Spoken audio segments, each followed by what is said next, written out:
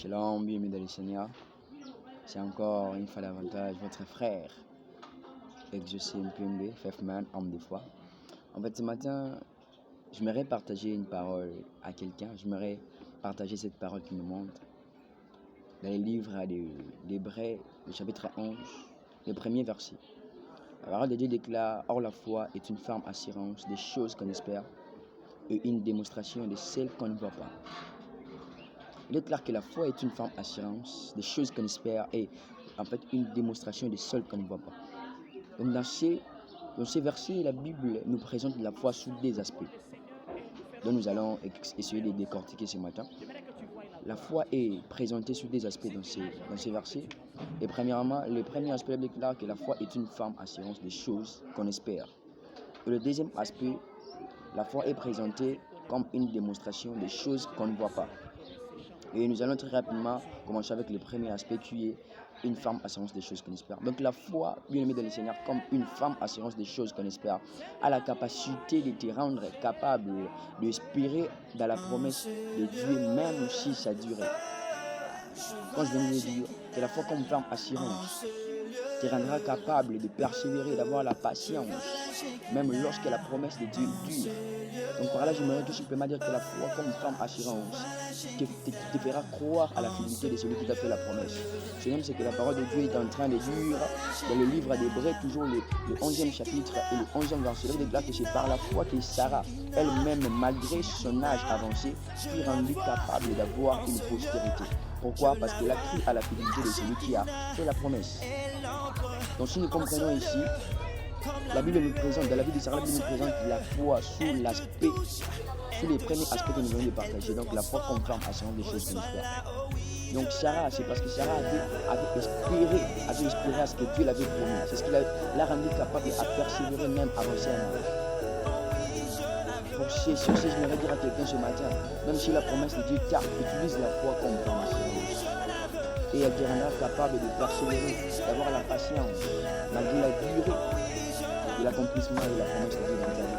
Donc utilise la foi comme une ferme assurance dans ta vie, malgré la durée de la promesse de Dieu. Malgré que la promesse de Dieu tarde pour s'accomplir. J'aimerais t'encourager ce matin d'avoir la foi comme ferme assurance. Parce que Sarah, bien qu'elle était avancée à l'âge, elle est rendue capable d'avoir une postérité parce qu'elle a cru à la fidélité de celui qui a fait la promesse. Tu dois croire à la fidélité de Dieu. Et pour croire à la fidélité de Dieu, tu dois avoir la foi comme ferme assurance. C'est la ferme assurance de la foi qui te rendra capable de persévérer, de patienter malgré la durée de l'accomplissement de la promesse de Dieu dans ta vie. Donc c'est ce que j'allais à dire vraiment en ce qui concerne l'aspect assurance, ferme assurance de la foi. Et deuxièmement, nous allons très rapidement voir la foi comme une démonstration des choses qu'on ne voit pas. Et j'aimerais dire ce matin que la foi comme une démonstration de celle qu'on ne voit pas, a la capacité de matérialiser la promesse de Dieu qui est immatérielle. Je ne sais pas si tu m'as compris. Parce que la Bible déclare qu'en Jésus-Christ, nous sommes bénis de toutes sortes de bénédictions spirituelles dans les lieux célestes. Donc, par là, nous devons comprendre que la promesse de Dieu a une dimension spirituelle. Donc, la promesse de Dieu n'a pas encore atteint la dimension physique. Mais la foi comme une démonstration des choses qu'on ne voit pas a la capacité de matérialiser, donc de ramener dans la dimension physique la promesse de Dieu. C'est pourquoi je me dire à quelqu'un ce matin, tu veux vivre l'accomplissement de la promesse de Dieu. Tu veux vivre la matérialisation de la promesse de Dieu dans ta vie. Et la foi comme une ferme, plutôt et la foi comme une démonstration des choses qu'on ne voit pas. Et la foi comme une démonstration des choses qu'on ne voit pas. Et lorsque la Bible parle de choses qu'on ne voit pas, la Bible veut tout simplement nous faire comprendre que la promesse de Dieu est une chose qu'on ne voit pas, pendant qu'elle est encore immatérielle. On ne peut pas la voir, la promesse de Dieu. Mais parce que la foi est une démonstration des choses qu'on ne voit pas, elle a la capacité de nous aider à matérialiser au travers de la persévérance. Elle a la capacité à nous aider à matérialiser la promesse de Dieu dans nos vies. Donc en tant qu'enfant de Dieu, nous devons utiliser la foi sous ces deux aspects que nous venons de partager ce matin. Donc tu veux entrer dans ta nouvelle saison. Tu veux voir la promesse de Dieu s'accomplir dans ta vie. Utilise la foi sous ces deux aspects que nous venons de partager ce matin. Et la foi premièrement comme ferme assurance. Elle te donnera la capacité de croire à la fidélité de Dieu même si la promesse de Dieu tarde. Donc la foi comme ferme assurance t'aidera, te rendra capable à croire à la fidélité de Dieu. Donc veut dire à persévérer, à patienter, à entendre patiemment la promesse de Dieu, l'accomplissement de la promesse de Dieu dans ta vie. Et utilise encore la foi comme une démonstration des choses qu'on ne voit pas. Utilise la foi comme une démonstration des choses qu'on ne voit pas et tu verras la main de Dieu dans ta vie. Tu verras la promesse de Dieu s'accomplir dans ta vie. Car la parole de Dieu déclare que celui qui a fait la promesse n'est pas un homme pour mentir. Là, j'aimerais vraiment t'assurer ce matin que la promesse de Dieu s'accomplira certainement dans ta vie. Même si elle tarde, elle s'accomplira certainement. Elle s'accomplira certainement dans ta vie. Donc n'aie pas peur, ne te laisse pas être bouleversé par la situation dans laquelle tu te trouves. Mais aie la foi sur ces deux aspects et tu verras la main de Dieu dans ta vie. Tu verras la promesse de Dieu s'accomplir dans ta vie et tu glorifieras le Seigneur. Vraiment, restez bénis, restez bénis, restez bénis. Et si vous avez aimé la vidéo, n'oubliez pas de vous abonner sur notre chaîne YouTube. Continuez de prier pour nous, vraiment que l'Éternel vous bénisse abondamment. À la prochaine, on se retrouve.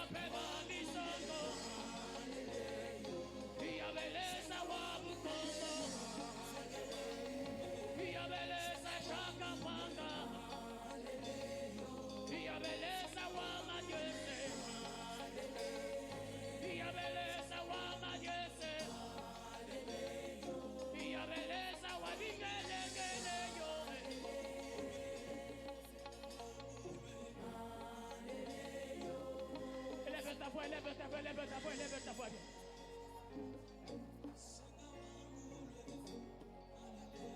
Tout ce que vous demanderez à mon nom, je vous l'accorderai.